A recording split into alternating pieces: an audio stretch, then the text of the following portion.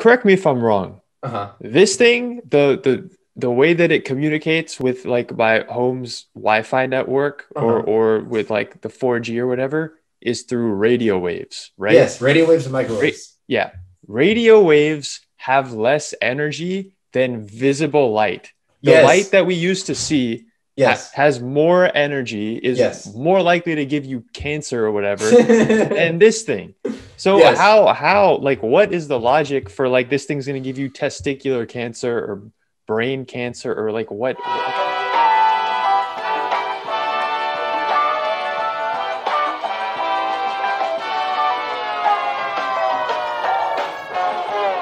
And we're recording. All right, what's up, everyone? Welcome to episode number 19 of the Winston Boys podcast, exploring wealth, science, and wisdom through philosophical debates. My name is Kush. My name is Alex, and today we're going to be talking about facts and why people don't believe them anymore. And Nice. specifically, we really want to address some of, I think, what we've kind of figured is coming from social media news and just sensationalist news reporting through a lot of different outlets, in which people see one compelling instance of an occurrence that outweighs a large body of evidence that says something else is going on. So anyway, I guess we'll just get started. Basically, facts, and why people don't believe them anymore. Yeah, I think that's a really good way to sum it up. Yeah, I think that was the perfect intro. It just came to me off the top of my head. Yeah. So I mean, I think over the past few years, I think that a lot of the issues that have been hitting this country really hard have been based on just like people disregarding a huge amount of evidence, millions of many facts, right? Compiled into a large conglomeration of statistics, right? I mean, that's what statistics are ideally, is a lot of facts kind of smushed together, okay, in an easy to access way that's hopefully helpful and not misleading. And that's, people oftentimes will take one fact, right? And just go with that one, right? Really run with it. So they see something on Twitter, I think a really great recent example was the snowstorms in Texas, right? Where all of a sudden, right, across the US, there's been systematic warming for decades as a result of the increase in carbon gases produced by, or CO2, I guess I should say, and other greenhouse gases produced by human activities, right? So anthropomorphic or anthropogenic, I don't know, anthropogenic climate change, right? In short, right? And we're very certain of that. And then last year we had these crazy, weird Texas blizzards that may have actually been caused by global warming, ironically enough, because it introduces more instability in the weather systems. But all of a sudden, people see very cold, very snowy Texas, and that outweighs years of research in their minds, right? And this is kind of a trivial, silly example. But images, right? I mean, they always say in news, a picture's worth 1,000 words, right? I would say that a picture's worth 1,000 data points, right? Maybe even 1,000,000, okay? Depending on the picture. And a video's worth a billion, okay? Where people who don't know a ton about an issue or haven't done a lot of research beforehand about an issue, but have some sort of general idea of what's going on, will have their views either changed or drastically reinforced by a few small data points that don't represent the vast majority of the data. I don't know. What do you think, Kush? Yeah. Well, I mean, it's like you're always searching for it's like you're saying, you're always searching for like something that's gonna validate what you already believe. So it's like, I mean, you're like, you might see like 100 data points that are like out there. Like, I mean, like, let's say like you don't believe in global warming. I mean, you might come across all the evidence for global warming, but in your mind, you're going to say, okay, that's invalid because that's all part of this conspiracy. But then you see like, like, I mean, it doesn't have to be from a credible source. It can be on TikTok. Like some other person doesn't believe in global warming, makes up some statistic, and then you see that and you're like, oh, see, I knew it. So I think it's just that at play. Exactly. Same thing. I would even take it a step farther. I think people are shifting their views, right? So for instance, I think vaccine hesitancy has taken a huge jump during COVID. And I would almost entirely blame that on at the risk of sounding a little bit Trumpian, just bad media coverage of vaccine rollout, right? I mean, every time someone has a bad reaction, it's in the headlines, right? Every time someone, the Pfizer and, sorry, not the Pfizer, yeah, the Pfizer vaccine, every time someone tests positive for COVID after having had it, like I've seen so many headlines, like, you know, Oklahoma man tests positive for, COVID at 3 weeks after second Pfizer vaccine. That's super unlikely. And out of hundreds of thousands of people or millions of people, I don't know exactly the numbers, who they followed up with, a very small percentage of people do contract COVID, although they're much less likely to get it, right? But the news media like focuses on those things, right? So they're like, oh, look at this, right? And they don't particularly say, at least the responsible ones, right? But even the New York Times will have a big headline about it, or 7 women, diagnosed with blood clots after Johnson & Johnson vaccine. And they won't say, 18 million women not diagnosed for blood clots after Johnson & Johnson vaccine. 7 women were diagnosed, but that may or may not have been related. We really don't know. We're looking into it. Okay. Yeah, and isn't the rate at which I mean, okay, this could be totally wrong. I might be totally talking out of my ass, but I saw something about like the rate at which these blood clots exist in the general population is consistent with the rate at which they exist in the vaccinated population. Right, and that's kind Like of one the in a million. thing. Yeah, it seems to be pretty.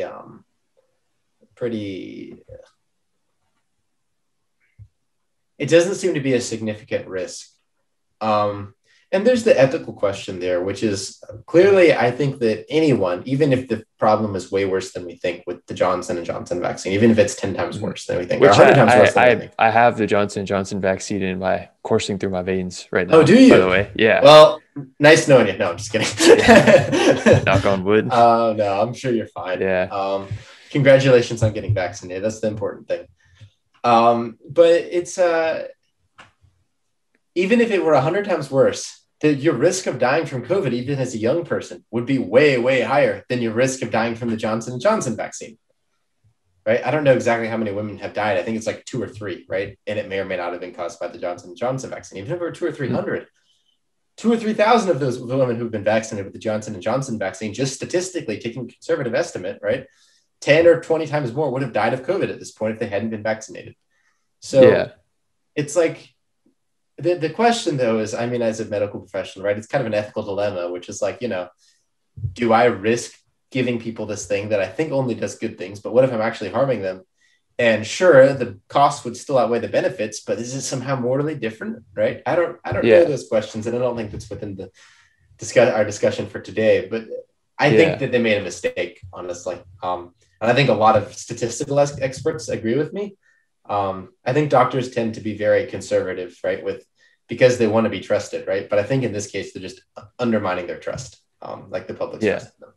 Dude, honestly, can you explain something to me? Yeah. Because I feel like, I'm probably missing something. Like I have to be missing something. So Joe Rogan and Elon Musk like had a podcast a while ago, and then like Joe Rogan asked like Elon Musk, "Are you going to get vaccinated?" And he was like, well, of course not. Like he's like, I don't need the vaccine. Like why would I get vaccinated? And like I really think I gotta be missing something, right? Because in my mind, like we're all getting vaccinated to protect the people who are vulnerable. Not like it's not to protect me. Like I could give half a f- if I got COVID. No, that's not even true though. Your death rate isn't trivial. I mean, it's small, but it's 1 in 1,000. But it's not trivial.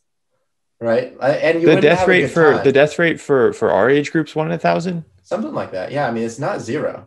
It's not zero. Are you sure it's 1 in 1,000? I thought it was way lower than that. No, it's not. I mean, it's higher than you think. Death rate. Because I remember I was about 1/10 of my mom. And my mom was probably or my mom's age group. And my mom's age group is like 1%. So I think we're about 1 in 1,000 for, let's just say 20-year-old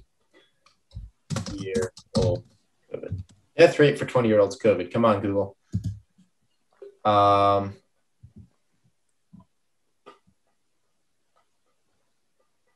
So, I mean, we're 10 times more likely to die than a 17-year-old. Oh, really? Yeah.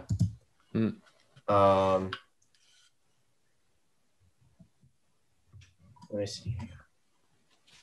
Testing, blah, blah, blah. I'm sorry. This is a rather detailed article. It's not zero. I can't find the perfect statistic, but I'd say it's about around 1 in 1,000 if I had to guess. Which normally, like I said, honestly, I wouldn't really worry about a risk until it's up to about 1 in 100, because the likelihood that I die in the next year, I looked it up one day, and it's like 0.5%. Like, I mean, there's a non-trivial chance I die every year, right? Just from like, overdosing on heroin, which I guess isn't really a risk for me because I don't use heroin. But, or just, suicide is actually a really huge one. I mean, like in terms of years lost per young person, right? Preventable death wise. Cancer, right? I could get cancer. Getting hit by a truck. Okay, I don't know. Yeah. Hey, then you get to smoke weed and play video games all day. Exactly. Yeah. Which I'm famous for doing. Yeah. Even though I don't do it. Yeah. So let's see here. Yeah. So the point is, I mean, Elon Musk is just being stupid. And I think there's a lot of cases of Elon Musk being stupid. So honestly, I don't put a lot of faith in him at this point. I believe in the scientists that work for him. But I mean, Elon Musk has just made so many dumb decisions in his personal life. I mean, for one, he works like 120 hours a week, which is like dumb. I'm sorry. But he's also trying to put humans on Mars. Like, I mean, if that's like, honestly, I respect that he's trying to put humans on Mars. But it doesn't mean he's not stupid. I think just to counter the stupid thing, I think it's more so because what made sense to me was that he had a vested interest because of Tesla, because Tesla never shut down their production. Like, I know there's a different interview of him where he's talking to this lady and she asks him, she's like, hey, so like what precautions is Tesla taking? He's like, I don't know. And she's like, what if your workers feel like uncomfortable? Like, what are you doing then? He's like, then stay home. And then she's like, do they get compensated for that? And then he dodges the question. He said something like, he was like, look, if you want to stay home, stay home. If you want to come to work and keep working, come to work. And then he said, like, Tesla hasn't shut down its production at all, like except for like there was like a 2-week period where they forced the shutdown. And then she tried to ask him again, hey, so like, are these workers who are at home being compensated? He was like, do you want this interview or not? And she was like, no, I want the interview. I want the interview. And no, they're not being compensated is obviously the answer. But yeah. I mean, I don't really have a problem with that unless they're super high risk. Anyway, aside from the COVID thing, and this is actually a great example of what I was talking about. People are terrible at judging COVID risks. And I'm going to actually share my screen very briefly for a moment here. Here. Oh, can you guys see? Oh, pardon my Europa Universalis here in the background. It's a fun game. Yeah. I can't make my screen full. Why can't I go full screen? Oh no. See the stupid bar. Hang on. Let me stop. Yeah, you don't have to go full screen. I mean, I can do it now. I can do it. Frame on TikTok is only like Okay, so here we go. I thought this was a really interesting study because overall, right, blue states and Democrats in general, I think it's pretty well known, have responded more severely to COVID. Right, they've tried to, be more precautious and stuff. But I thought this was really interesting, because Republicans actually had a way more accurate interpretation of how high the risk was of COVID instead of independents to a lesser degree. But Democrats actually were the most misled about COVID, which I thought was weird because I thought it would be the opposite way. Because there's been a lot more disinformation on the Republican end of things where it's like, COVID doesn't exist, or, COVID lockdown shouldn't be imposed, right-wing riots for not wearing masks and stuff, rallying against shutdowns, things like that. Okay. But actually, I mean, the correct answer of COVID hospitalization is 1 to 5%. And 41% of Democrats thought it was 50% on up, right? I mean, the super majority pretty much of Democrats thought it was like over 20%. And that is so wrong. Like, oh my Lord, maybe for like a 90-year-old with cancer, it's over 40%. But like, it's just downright. And it's funny because there are local, like there's a bakery. Gosh, I forget what it's called. Probably wouldn't be right for me to say anyway. But they make really great donuts, and they're right by Wake. And they still, at this point, right, with half of the adult population having had one vaccine, about half, and COVID rates in the area are super low. And we know that, I mean, the CDC's done studies and more studies and more studies, right? We've known for like a Mhm. year I that would. COVID really isn't. Sorry, I don't even know. Oh, Could you stop yeah, let me the screen stop. share real Yeah, yeah, quick? yeah. Yeah, because our Sorry. faces won't be in the Yeah, I forgot. thing. Yeah. COVID doesn't get spread over surfaces at all, hardly any. Okay, Hmm. I mean, maybe if you like, lick like where the COVID positive person was like touching with their sweaty hands or something, but like right after they leave. But the virus is super tiny and breaks down almost instantly. And Hmm. like deep cleaning and stuff just is not an effective way to spread COVID. And you shouldn't be worried about surface transmission, really. You should be worried about wearing a mask, right? If you're not vaccinated. But the science shows that you don't get it from touching a door handle, right? The way you get the flu virus or something. Yeah. And the donut shop will not allow, first of all, they allow 2 individuals inside at once, and it's takeout only. So you go inside, you order, and then you have to wait outside in the cold to get your food because they kick you out immediately. And while you're ordering or like waiting on your coffee, because they'll let you wait on your coffee or your drink or whatever inside, you're not allowed to sit down. Like I've sat down before and they yell at me. They didn't have any sign or anything, but they got like really ticked. And I was like, wait, I can't sit down. And they don't accept Hmm. cash. All of this is in the name of COVID prevention, which is a fine and noble goal, but it doesn't actually prevent COVID, right? They're just like freaking out. Like it's just at this point, I can definitively say that their response is ineffective. Like they could allow probably 8 to 10 people inside their shop perfectly safely with masks on. They could allow people to pick up their donuts inside the shop and then go outside to eat, right? They could even have a different room that was like set up for indoor dining pretty safely if they wanted to, right? As long as they just allowed a few people in at once, they have another room they could use that for. And as long as they had airflow. But they're not doing any of those things. They're just like, oh, there's risk. I'm not doing it, right? But there's risk in everything we do. Yeah, exactly. So just avoiding risk is like the worst way to live your life possible. I mean, you couldn't get out of bed. Yeah. There's a risk I have a brain aneurysm because I climb out of bed today, and I take that risk. You know what I mean? um, Yeah. there was a friend of mine in high school who used to have this shirt that I really loved. It was like, hiking is dangerous and climbing is dangerous, and you shouldn't do it. But what if I go hiking and get eaten by a bear or fall off a cliff? But then again, you can go hiking and die by falling off a cliff, or you can go sit at home and die by falling off the couch. I'll go hiking. Yeah. I don't know. And that's a little bit of a simplification, but like there was a recent study too that was like there was a massive worldwide review of what, and it was just like a big study that I was really interested in. It was like, is small dose alcohol use safe, right? Like if I have a few beers a week, right? Let's say I have, I don't know, 6 drinks, 7 drinks a week. Is that safe? And the results of the study were no, it's dangerous and it increases your risks of the cancer. I say that jokingly, the cancer and Yeah. heart disease and everything else. It's bad for you. But the author of the study said in interviews afterwards, he said, well, I mean, nothing we do is safe. And I advise people to keep drinking in moderation because it's fun. And I Hmm. was like, I respect that. Yeah.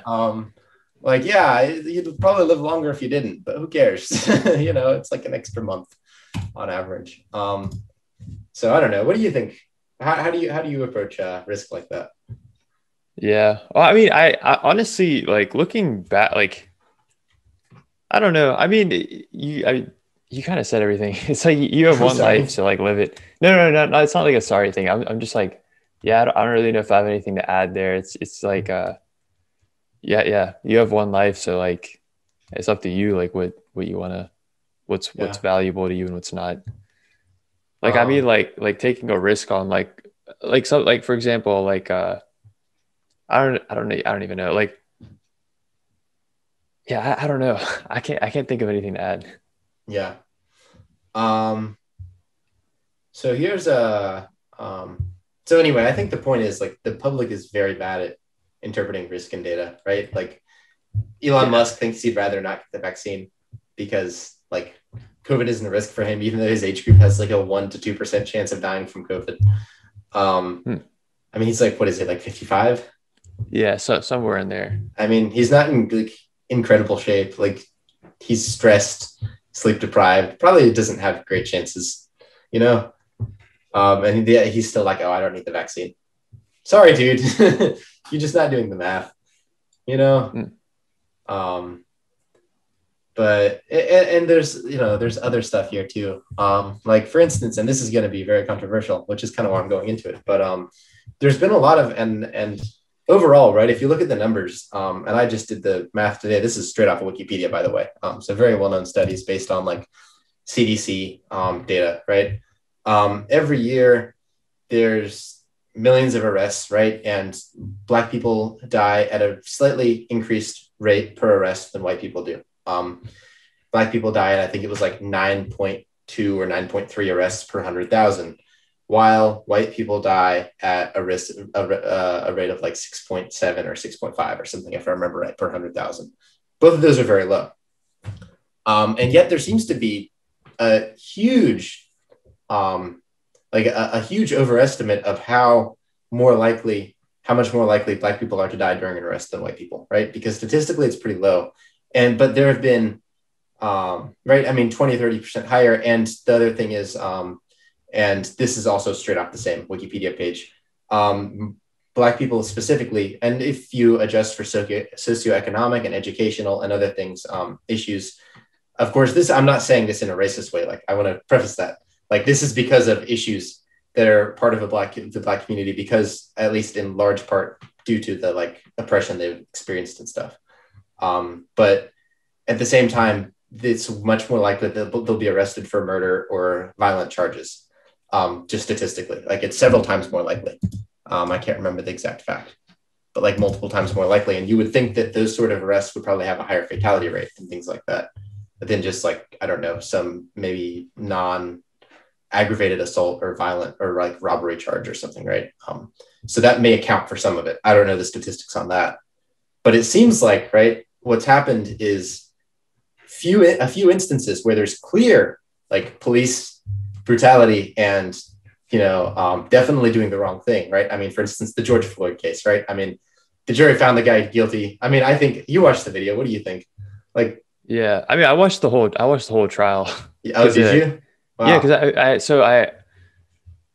I hate I'm giving you so many details that no one gives a shit about, but just to explain it really quick. Go ahead. So I work out in the mornings and like Monday, Wednesday, Friday, and so like every time I work out, I watch the news. So like basically like like usually at the time that I'm working out, like the trial is going on, because I think it was starting at like 11 every day. Huh. Yeah. So Cool. So it was like I would like I basically the whole like 2.5 weeks or whatever, like I watched like for an hour 3 times a week. I watched anyway. Yeah, but I just to answer, yeah, I followed the trial, so like I definitely I mean, the guy was pretty clearly guilty, right? Like, I don't think there was any doubt. I mean, obviously the jury found him guilty with no reasonable way to suspect anything otherwise. That's the criminal's bar. I mean, yeah, the defense they tried to bring some interesting arguments. Like, I remember one of them was that like he could have died from the carbon monoxide from the tailpipe. And if I remember right, he was on fentanyl at the time, which does depress your heart and respiration rate. And I think he did have cardiovascular disease. But at the same time, like, even if there were other factors that contributed, it's pretty clear that the knee on the neck really kind of pushed, like that was the cause of death. Okay, like, just because he had a pre-existing risks, like those weren't killing him at that moment. Okay, what was killing him at that moment was the knee on the neck. Yeah. And I think that they had medical experts testify that, and it was pretty convincing. Yeah. And what was interesting though is that like the defense for Derek Chauvin, they like the medical expert that they brought was unrelated to the case. Like he was an expert. He was really qualified in his field. Like, he was really well known or whatever, but he wasn't involved with the case. But all the experts on like the prosecution side, like they were also all very qualified, but they were all directly involved in the case. And like, if I'm not mistaken, I think one or two of them were working on it for free, because it had been brought to them. They were like, okay, I just want to help with this. Yeah. I mean, I don't think that disproves what they're saying. And I think that also, as they say in the trial, like, believe your eyes. And it's very clear what's going on in the video. And Yeah. again, I think that's one of those cases, though, and that's kind of what I'm leading this back to, is it's one of those things that it's highly visible incident, right? Where this guy, I mean, the officer, beyond a reasonable doubt, right, according to the legal standard, assuming the jury did their jobs, did the wrong thing, right? Yeah. And was it racial? I don't know. There's no way to prove that, right? But I mean, Yeah. seems like it. Well, I don't know. it's actually it's kind of interesting because like there's a during the final remarks for the prosecution, I remember the Mhm. guy like he said this over and over because like it's kind of easy to like assume that police officers are going to do the correct thing. Yeah. Like in the prosecution's closing segment, they basically made the same point over and over. They were like, "Look, believe your eyes. Like police officers can do the wrong thing." He's like, "I know that the defense has brought in all these like use of force experts and stuff like that, but he's like, look, the people that were there watching this happen were so horrified that they called the police." And he's like, "That speaks volumes because it means that even those people, even after seeing this, still had the belief that the police are going to do the right thing." So he's Right. like, "I know like it's deeply ingrained in your mind that the police do the right thing and there's no way the police could do the wrong thing." But he's like, "Please believe your eyes. Please believe the evidence we put in front of you." Like, Yeah. I mean, I think this is, I'm not going to argue at all that there was no lack of evidence there. I think, um, I've just none that there was yeah, plenty of evidence, no doubt about it. And the guy did the wrong thing. And at the same time though, right. I don't think that, Mr. Chauvin is every police officer out there. Okay. Like he just yeah. isn't. He's one police officer who did the wrong thing in one specific instance. Right. And then you have things like Makiah Bryant, right? I don't know if I'm saying her name right. Yeah, yeah. What was your take on that? I watched the clip. I did too, because they showed it. They were talking about it on CNN. I know we have like our North Carolina contributor or one of the North Carolina contributors to CNN. His name is like Bakari Zellers. I can't remember his last name, Okay. but he's based out of Charlotte. And I Uh-huh. remember like, he was giving and he has a lot of good things to say a lot of times. I'm not going to discredit that, but he was giving his take on this particular thing. And he was like, only in America can you have like a trial of like a black man who was murdered by the police interrupted by another black man who was shot and killed by the police, interrupted by a young child who was murdered by the police, interrupted by a black teen who was shot by the police. He's like, only in America can this, whatever. And so like I thought, okay, certainly when they show this video, like it's going to be another gross thing because I saw the video of the little kid, like the 13-year-old who was killed by the police officer, which was a really jarring video. But then I when they wasn't even aware showed that that happened. Okay.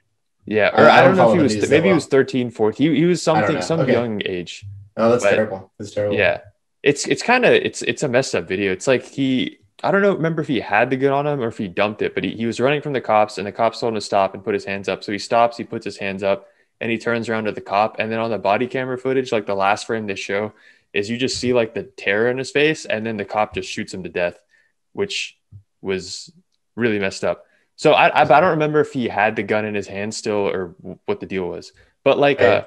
with the Makiah Bryant one, I was shocked that they're grouping it in there because in the video you see the video is being played in slow motion, right? Yeah. And you see even in slow motion, you see from the cop's perspective, her arm jerks back with this knife. This girl's in front of her, and even in slow motion, it looks fast, and she's like in a stabbing motion. Yeah. Like She's if in you're the the motion of cop, killing her. Like yeah, she and was this clearly is in attempting to murder slow the woman motion. in Like what front do of you the do as a cop while cop? the cop had it. Okay. For one, I just want to say, how stupid can you be? If you're going to stab someone, don't do it in front of a police officer while he's pointing a With a gun at gun drawn, yeah. you. like he says, drop the knife. And you're like, nah, I'm just going to stab her real quick. Like, what's going through your Yeah. head, lady? Like, come Yeah, I on. mean that to me is not the same thing as any of these other cases. No, Like it's I not. And this it this doesn't is really this is a police deserve to officer be. actually protecting the public. Yeah, Like and I mean the person he was protecting was black. It wasn't like he was like, like unfairly shooting a black person because they had like whistled at a white woman or something, right? I mean, that's been a lot of the previous controversial cases, right? Where like some guy gets yeah, killed because he whistled at a white lady, and it's like, and she called the cops on him, and then the cops shot him, right? Because of like some sort of white supremacy thing, like, but that's very different than what's going on here, right? I mean, he was standing yeah. up for a woman of color who was about to get stabbed. Yeah, or Like and that's not even that. Like I don't think it was even about race. Like I think someone no, was it wasn't literally at about to get all. murdered in front of him and he Yeah, yeah, saved their life. absolutely. Like it I was mean, like absolutely. But I mean, I feel also, I mean, I'm just saying, like, I don't think that in this case, the black community can complain that the officer was unfairly protecting white life over black life or something, which oftentimes is like an issue, right? that is brought to the by this community. But in this case, that can't possibly be the issue because, I mean, the woman who was about to be stabbed was Black as well. Like it was a bad situation for everyone involved, right? Like obviously the officer didn't want to shoot her, but what was he going to do? She had a knife. She was in the act of stabbing her. You know what I mean? Like he couldn't, there was no reasonable way I can think of for him to stop her from stabbing except for shooting her, right? He was several feet away and like, what's he going to do? Yeah, there's a guy on YouTube. I think his channel is Officer 401 or something. But I remember I used to watch him back in high school, and I remember he would make videos like he was a cop, so like he would just make commentary videos and stuff of like, like some of the videos would be about like other incidences that happened and him giving his take on what the cops did and stuff. And so like I remember he was explaining how like a lot of times like cops, like when it's like an actual like life or death situation, or like when someone's coming at you with a knife, like a lot of times like people are like, oh, you can just use your taser because they don't have a gun, they have a knife, right? So like it's not like when you tase them, they're gonna pull a trigger because it's just a knife, like they're just gonna freeze up and drop it. But he explained how like one, like it's easy to miss with a taser, and like he was like two, like tasers, like you'd be surprised, he's like they don't affect everyone the same way. Like he was like there's like that old famous vine of like the guy smoking a cigarette and like the cop tases him, and then while the taser's still in him, he doesn't react at all, takes another puff of his cigarette, and then, this is a famous vine, by the way, you'll recognize this bit, and then points at some woman across the street and he's like, I'll get you, bitch. And so it's like he's like like tasers don't affect everyone the same way, so like you don't know how effective that taser is going to be. So like he's like when someone's in the act of like trying to kill someone, like you have to use like a gun, like there's no way around it. And I don't really think that, look, in this particular instance, I don't feel like it's fair to say that the officer has to prove that he couldn't have used a taser, because I mean, I think that deadly force was authorized, right? It doesn't mean necessarily, I mean, yes, you should take a different alternative, but I think that in this case, it's sufficient for the officer to say, well, I had the option. It was justified to have the option of using deadly force, and I chose to use it, right? In a split second decision. Because I didn't think insert reason X here, right? I didn't think to use my taser. Maybe I'm not as good at a shot with the taser, whatever. Okay. Or just look at how fast everything happened, dude. Like that video is in slow motion and you see how fast her arm is moving. Like, yeah, I mean, if someone's stabbing someone else in front of me, I'm not going to like make a little list and make the pros and cons of using a gun and a taser in that moment. Yeah. Like, come on. And it would take a while to like put the gun away, get the taser out. Like she would have killed the other girl by the time. Yeah, I mean, the woman would have been stabbed several times and yes, definitely could have died.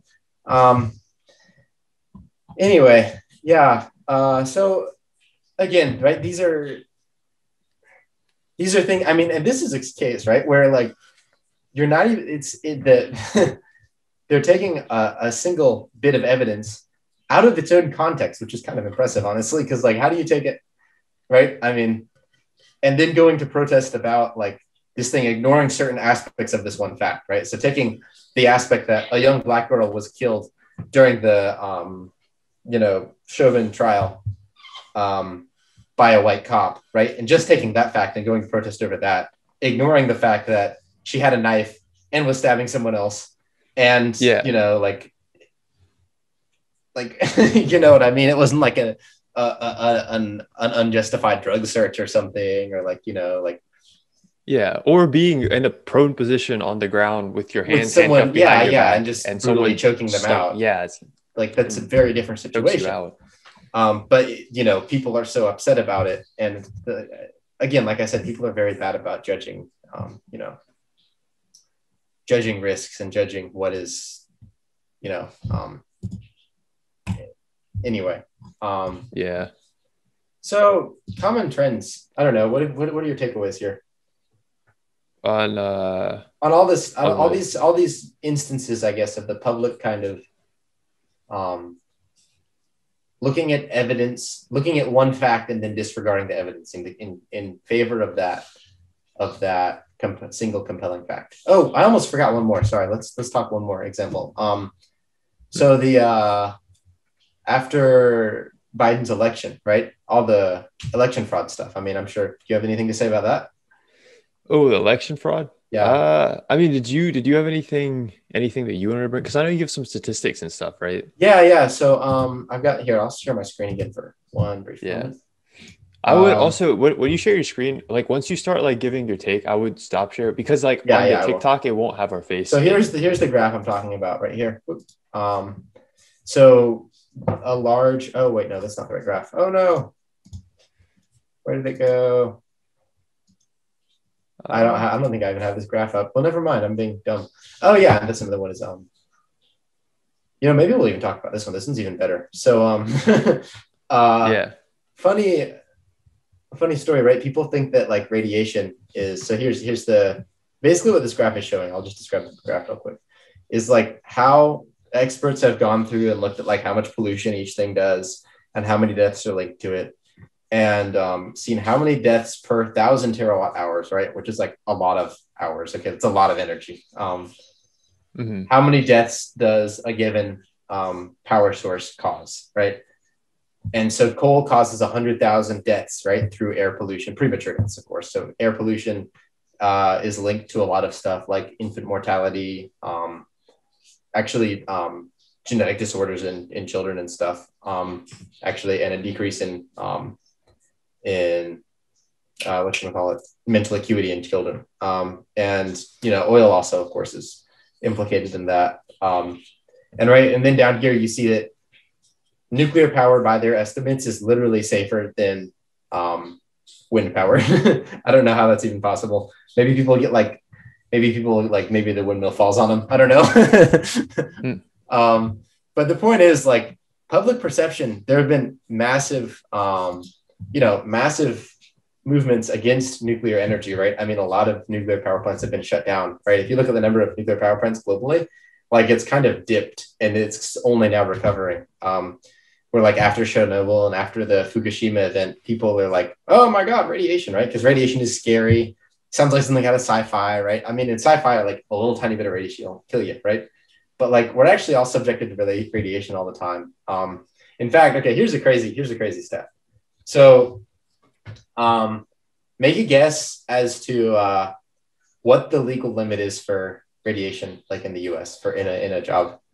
I literally couldn't guess because I don't even know what the units are. I don't have any So context in my head for I mean, any of I'm that not going to stuff. give it in units. What I was going to say is moving to Colorado, if your employer asks you to move to Colorado, right, Hmm. they are subjecting you to 5 times more radiation per hour than they're allowed to subject you to in the workplace Oh, just by moving really? to Colorado. Yes, Hmm. because Colorado's just radioactive. Hmm. Because of all the granite, there's a lot of uranium in Colorado, like just near the surface, and a lot of other radioactive elements. So there's just like more background radiation. But it's like, so it's basically like double the normal background radiation dose you get from like the Earth. But Hmm. that's like the background radiation is like 5 times what you're allowed to be exposed to in the workplace, like under federal guidelines. And so like if you worked in a nuclear power plant or like on nuclear missiles or something, unless there's a serious mishap, you're getting way less radiation than someone just like chilling in Colorado. Hmm.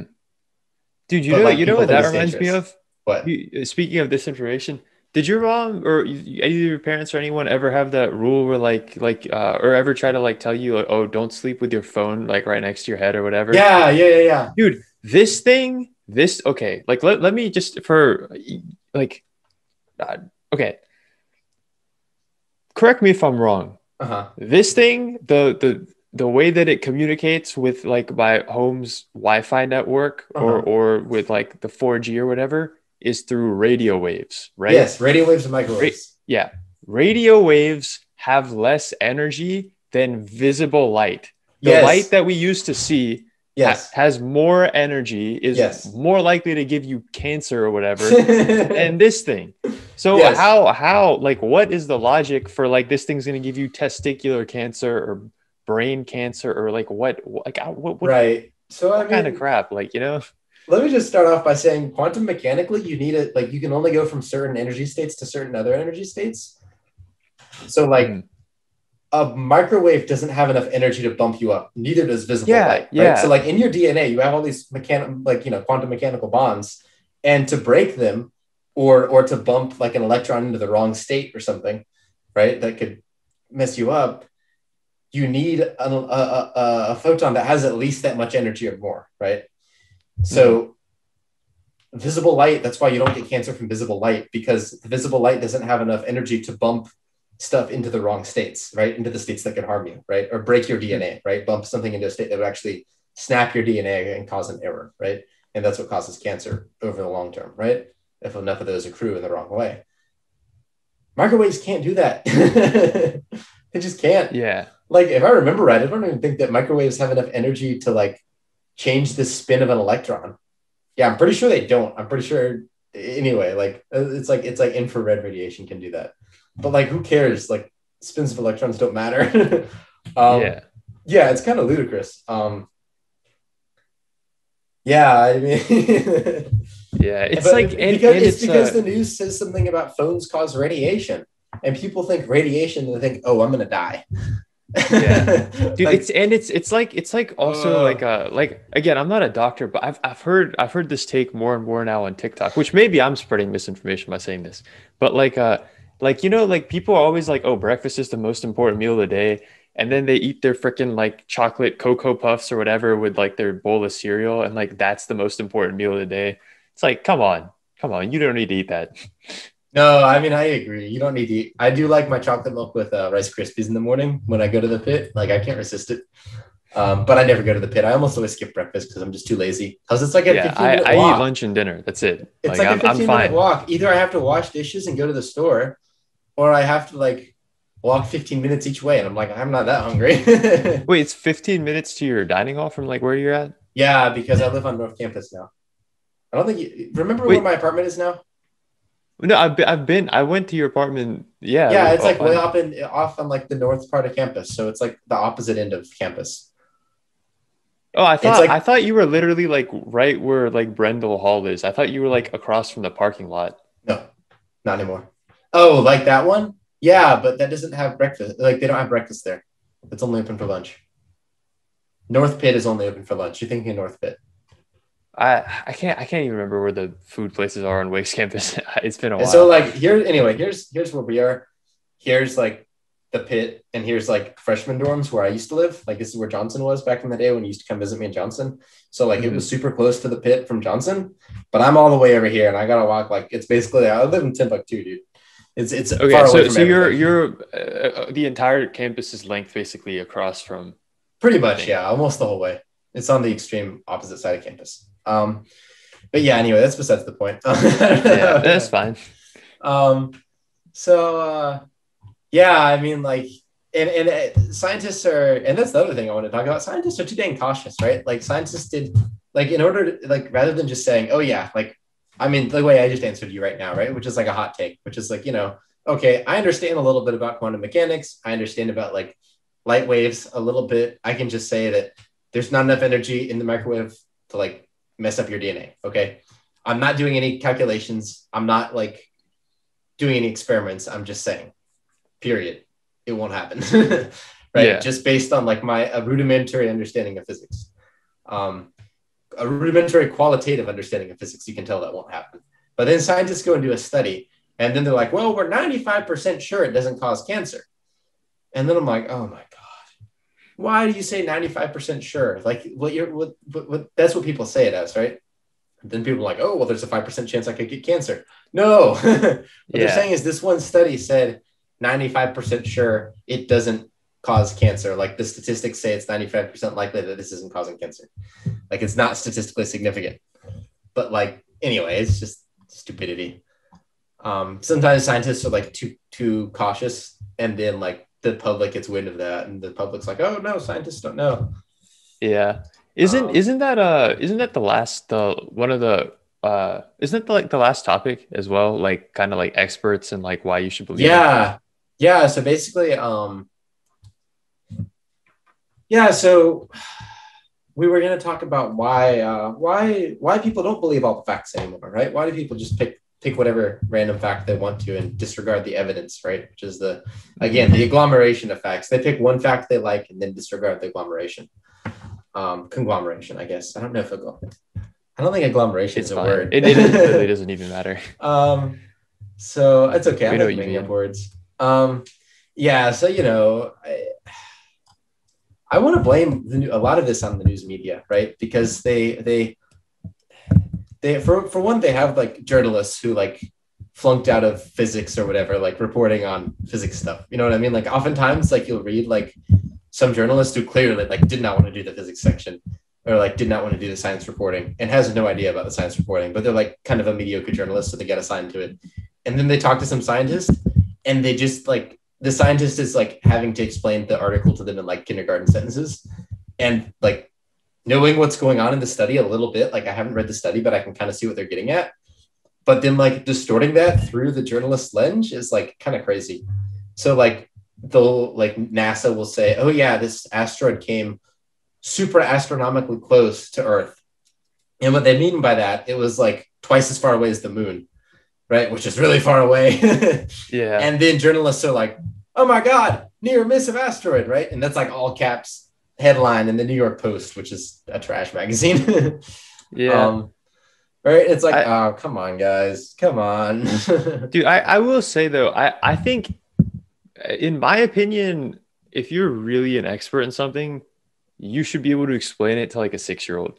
Like if you're really an expert in something, like I mean, that's something that I'm gonna have a really, really tough time changing my mind about just because like I've met people who are experts who have taken really complex topics and made them really simple. Like I know like Dr. Fauci, like I haven't met him, but I'm giving an example. Like Dr. Fauci, like at the beginning of the pandemic, took topics that are like relatively complex and made them really simple. I know like when I was interning at Reynolds, there was a company that Reynolds had acquired that used the tobacco plant to produce like protein and make vitamins and vaccines and all this stuff. And the CEO of that company, even though he wasn't a science expert, he knew his company well enough that he could explain the process and like even people without a science background could understand it really simply. Yeah. And even like I'm taking linear algebra right now and my professor is horrible at explaining things. I mean, he's trying, he's an expert. Like, Yeah. if you Yeah. ask questions, like you can kind of get an answer, but his lectures are Yeah. todally worthless. Like they're word Yeah. salad. Like if you ask Oh, me no, what I get it. yeah, if you ask me what I learned last week, like I'd be like M tilde, B tilde, I just word salad in my head. And so like, but to fix that problem, I started watching Gilbert Strang's lectures on YouTube, which I don't know Yeah. if you know him, but I haven't seen it. he's like a superstar mathematician at MIT. Yeah. He's basically like anyone in the world of linear algebra, like Gilbert Strang is like their like he's the biggest person in the world of linear algebra. And I Huh. start watching his linear algebra lectures on YouTube, and he takes this really complex topic and makes it so simple, Yeah. so simple. So, Yeah. like in my opinion, like gonna have a really tough time budging on the fact that if someone is really an expert on something, not just they know it, they've spent 2, 3 years studying it. I mean, they've put in the 10,000 hours. They really know their Well, thing. They can explain it like they're explaining it to a 6-year-old. there are a few That's my things here. take. So, for one, you can explain simple topics like you're explaining it to a 6-year-old. For instance, I can explain dark energy. I don't understand dark energy, so maybe should pick a different one. I can explain like my favorite one is the roller coaster example, right? I can explain quantum tunneling and say, okay, it's like if you have a roller coaster on a hill going back and forth, and it doesn't have enough energy to get out of the slump between the hills. But in an atom, if it's like a small particle, instead of a roller coaster, you have like an electron. So it's a really tiny roller coaster. Sometimes it'll just pop out on the other side of one of the hills, and that's quantum tunneling. But Yeah. you lose a lot of the subtlety of what's going on there. I mean, that's and fine. But but the other like what thing I'm is, saying is like a lot of these things need and require a certain amount of subtlety. So, for instance, explaining global warming. Okay, bad gas, planet hot. Okay, like it's pretty simple. But then you get things like, oh, but Texas cold, right? And then you have to launch into a more subtle explanation of, okay, well, you see there are air currents that bring down more Arctic air because the air down here is hotter and the Arctic air comes down and destabilizes the whole thing because there's a larger temperature differential. And you go, I mean, I'm just making this up. I'm not a climatologist. Okay. So don't take my word for it. That's my yeah, kindergarten understanding of it. Okay. But then all of a sudden you're not a kindergartner. You're not explaining it to a kindergartner anymore. You're like explaining a complex topic that's complex and you're simplifying it as much as you can. But you get to a certain point and you can't bring it down anymore. Right. Dude, this kind of goes back to what the Psychosmos guys are saying. I mean, communication is a really valuable skill set. Like it increases your value in anything, and it's way, way, way harder than everyone thinks. Like again, I mean, I'm not saying like again, if you're doing something STEM, like learning like it's not the same kind of difficulty. Like I know Bill Gates has a famous quote. He's like, I would much rather teach a developer how to do marketing than teach a marketer how to write code. So it's like it's one of those things. Yeah. It's like you can like There's a certain yeah, level of hard but skill set that you need to actually do sciencey stuff, right? Whether that's comp yeah, sci or math or anything like that, right? I mean, yeah, if you can't but solve the integral, you're not going to be a good physicist, you know? yeah. But what I'm saying is like even with the global warming thing, it's like there's kind of a jump there, right? Where like at the beginning it wasn't like you were explaining it to a 6-year-old, it was like you're explaining it to like a chimpanzee in sign language. And then it kind of jumped to like using a lot of like the technical jargon that people use to try and make it more efficient to communicate because we take an Right. idea that takes a lot of words and we put it into a technical term that takes like 2 words and it makes it more fit. But there's a space in between, right? And like imagine like again, we're both really early in our careers. Like Yeah. imagine you spent decades doing this. So you have an incredibly solid understanding of this topic like in your mind, like you don't have to think about the mechanics as you're speaking. I mean, it just flows out. You're confident at like every level of understanding. Like you can handhold someone through the steps. And that's what I'm saying is it's if you're really an expert, you know, like hold my hand, walk me through the steps. Even if we lose some detail, you should still be able to explain things at a high level. Right. Like everything should make sense logically. I mean, And that's good for like people who are, I think, fairly intelligent, right? I mean, like maybe someone you know, let's say they've at least gone, you know, they're at least they're smart enough to go to community college, let's say, okay. But there are a lot of people out there who wouldn't mm, make it at a community college, and not because they haven't had the opportunities, but because they're just, you know, I know people, right? Like people I've known for years, and like they don't have a college education, not because their parents couldn't pay for it or not because they didn't have good opportunities, but because every class they took, they flunked. And I'm not talking about like at Harvard, I'm talking about at Forsyth Tech, okay? Where like they went and yeah. took like basic classes to get like a business associate's degree and couldn't pass the first class, you know, like come on, man, okay? Like what am I gonna, you know, like there's a certain level of to understand anything with any degree of complexity that's useful, right?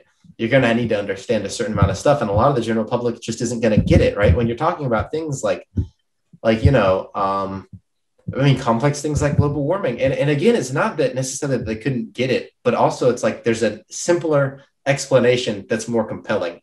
So for instance, here's a really great one, right? There was recently like they made mice grow ears out of stem cells on their back. And that's a huge thing for regenerative medicine, which is like a huge field because basically it would allow us to like, for instance, if, you know, let's say Kush grows up to be a raging alcoholic and needs a liver transplant, well, we can just grow him another liver from his own cells, right? That'd be pretty Mhm. sick. Isn't But that's what Dr. Tal is doing, right? yeah. The guy who works at W Firm, right? The guy who you knew. Or the he's the weight guy, right? Like Yeah, the guy who works at he's the guy who's running the whole innovation quarter in yeah. downtown. The W Firm is the Institute for Regenerative Medicine over there. Hmm. Yeah. Because I remember I had that internship in your or whatever it was, and I talked to you about it. You were like, "Oh my god, I know that guy. Yeah, he's Yeah, brilliant." or I don't think I know him. I think Your like one parents of know our him or something. family, Yeah, yeah, yeah, like one of our family friends yeah. knows him. Yeah, that guy So was so brilliant. But yeah, so I mean, people like that, right? There was some study that someone regrew an ear on the back of a mouse. I forget who did it. I don't think it was Wake. mhm. But that's a big step forward, right? And here's a pretty complex structure, yada yada yada.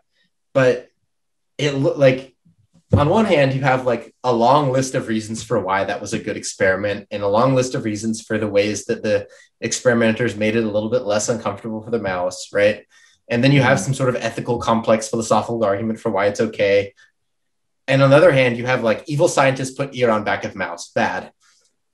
You know what I mean? Like Yeah, for it's even if you have someone who's capable of getting everything on this side, right? While you're scrolling through your Twitter feed and you just see, you know, PETA, evil scientist puts ear on back of poor cute mouse, right? Like you're just going to yeah, jump to assumptions, and then it's going to close you off to all of this rich explanation of, hey, you know, maybe this hurts this mouse, but we can save your kid by giving them a new liver. You know what I mean? Like that's what's lost, right? And it's things like that, right? But I mean, even actually not but and in that scenario, like both the perspectives are still valid, right? It's just that if you only had one or the other, you would look at the whole thing very one-dimensionally. But if you have both the right. perspectives, then you can kind of see the whole picture. Okay, what's the trade-off? What's the benefit? I Mhm. get what's going on here. You know what I mean? Right. Yeah, no, I agree. At the same time, people tend to take a simple one-sided approach to things that they aren't educated about and don't know about previously. And there's so much information in our world these days and so many different things that no one can possibly be an expert on everything. And so what you're going to end up taking is largely based on convenience, right? The perspective you're going to end up taking is largely based on convenience and the visible evidence that you understand immediately, right? Mhm. And whether that comes through Twitter, right, or TikTok or whatever, that's what you end up forming your perceptions on because, right, you're not looking at the Yeah. statistics, you're looking at a 2-minute clip of this one thing happening, right? And Yeah. from a certain perspective, and that's difficult to overcome, I think. Dude, people have assumed that we're experts sometimes on TikTok. Like I Oh remember my the God, God first help clip that them. went viral, people thought I was giving tax advice, and some people were arguing that I was giving good tax advice, which I wasn't giving tax advice, but I guess some people assumed I was an Hey, expert. I'm an expert on defrauding the government, apparently. Yeah, yeah. Even though I've never gotten a disability check in my life, and I certainly haven't been hit by any trucks. I was hit by a car once, but they were going like 2 miles an hour. Oh, really? Wait, what? When I was was that? just running. Me and my friend were doing like a workout down Yeah. Louisville Clemens Road in high school, and we ran in front of this lady, and she was like stopped and on the phone, and she just randomly accelerated into me, and I just like plopped, like jumped onto the roof of her car and Yeah. like bruised my hip and like got off and like looked at her like what the hell and kept running. But she was going like 1 mile an hour, so it Oh, doesn't really count. I mean, yeah. yeah, No, I had I like a remember that bruise and that story. was it. Yeah, but it's like Yeah, that is you messed know, up. one of my friends in my suite got run over while he was on a bike by some blind old woman over the summer. Really? Yeah, Like and full he had on? to Like, have did he like get he hurt? like broke his hip or something, and he had to have Oh, surgery. It wow. was Oh, I don't that's know not exactly good. what, but I mean, yeah, he like passed out and woke up in the hospital. It was bad. I mean, like things happen. Um, but yeah, I mean, I certainly wasn't hit by a truck. Yeah.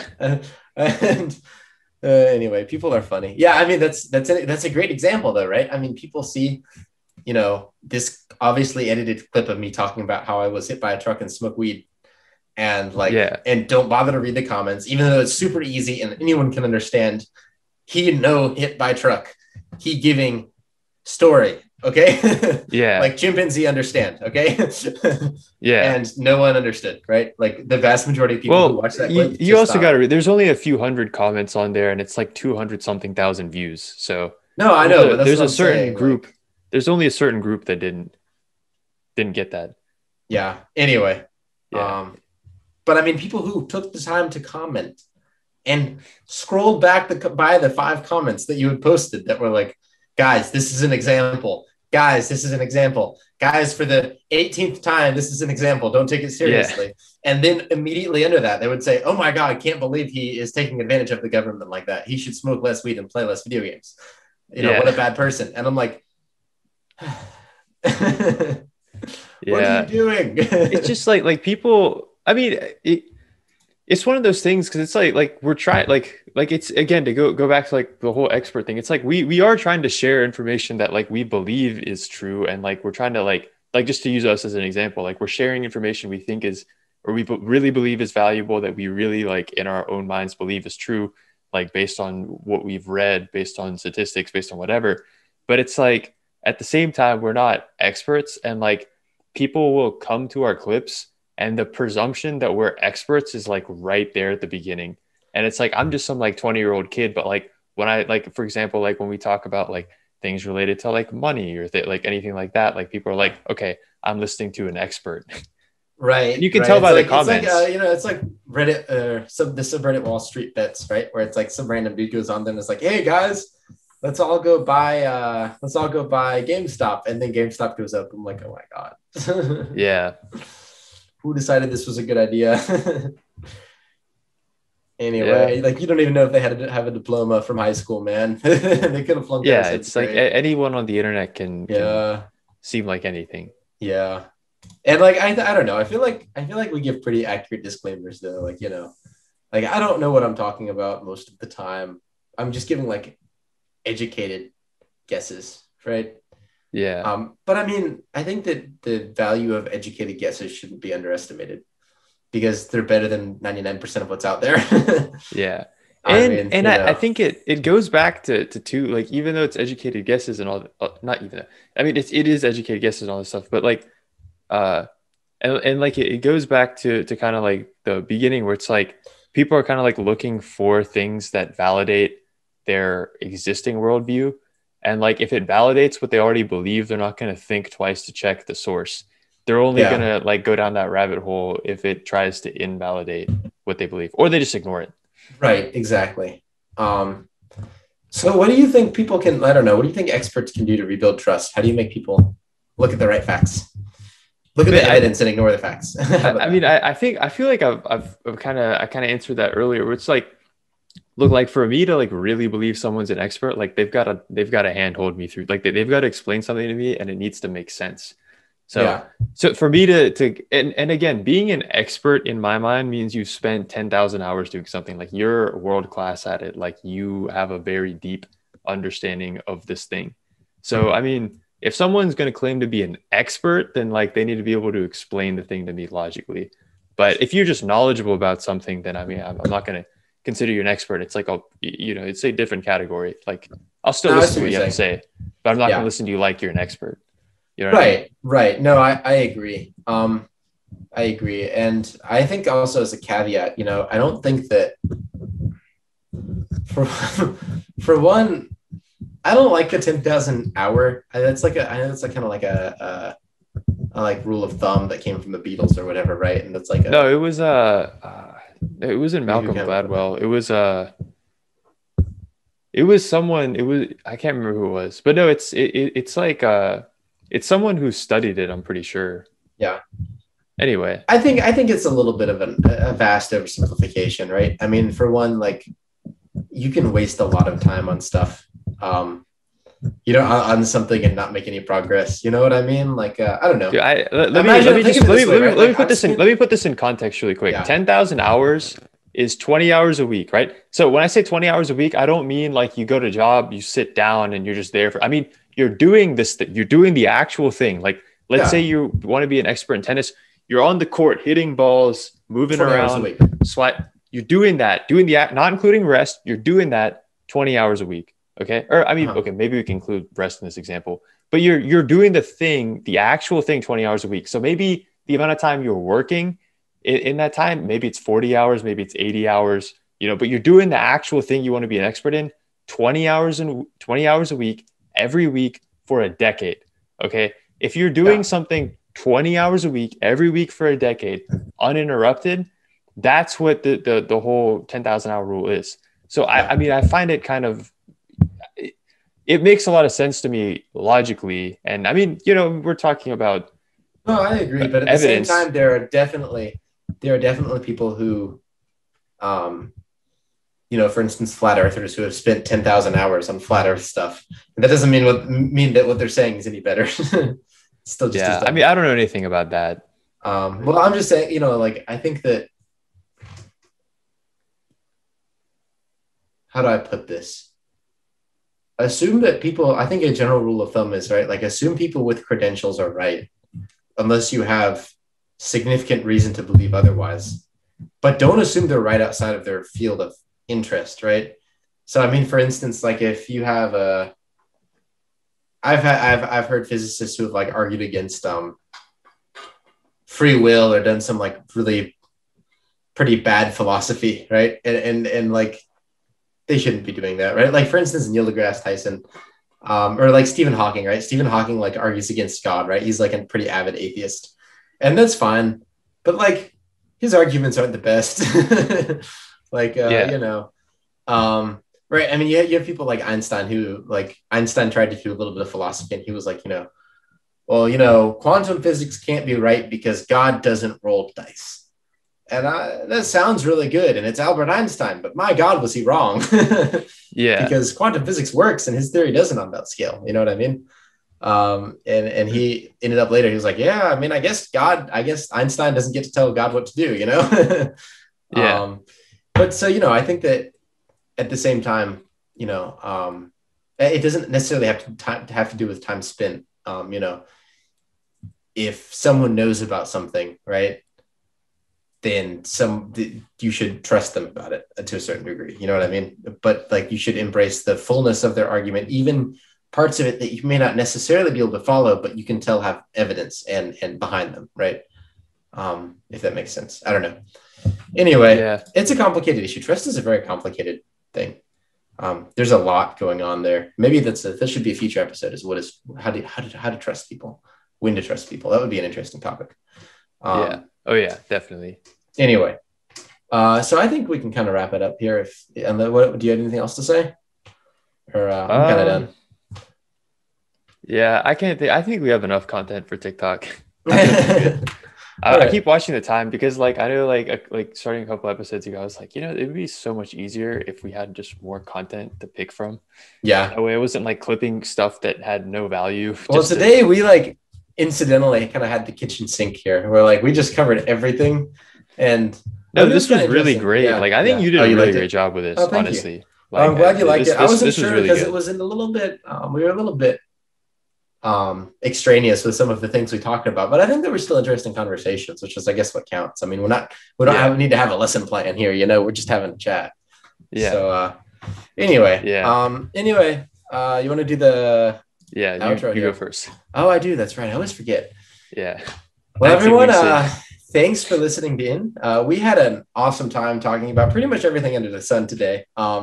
With the focus of people don't believe facts. They believe individual facts while ignoring the body of evidence that gives those facts context. And that's become a serious problem in our society because of the availability of facts and the way they're presented to us, which is in direct opposition to the availability of evidence, which kind of has a bar of you have to invest time and, 10,000 hours, or, at least, you have to invest hours, let's say, at least, to understand the topic fully.